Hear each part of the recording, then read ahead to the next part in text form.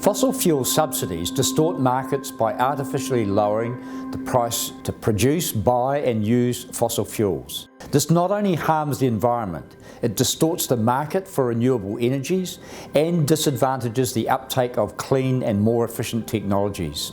For our planet to thrive and for future generations to inherit from us communities that are livable, we need to address the climate crisis.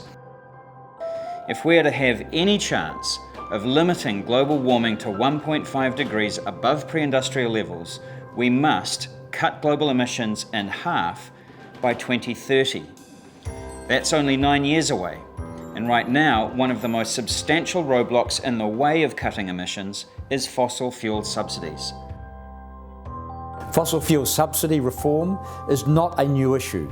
World leaders have agreed to the need to phase out inefficient fossil fuel subsidies since the late 2000s. Now we have to turn these well-intentioned commitments into real action. Governments must use all policy levers, including trade, to tackle this issue. Trade can be a vehicle for driving positive action on climate change. Subsidies are a trade issue. The stability and certainty of global trade rules and practices can make a meaningful difference.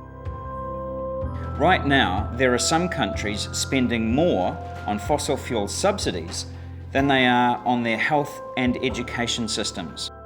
We simply cannot allow that to continue. The case for cutting fossil fuel subsidies is compelling, and some countries, including New Zealand, are already showing the way forward. As the COVID-19 economic recovery begins, we must set course towards a low emissions and climate resilient future.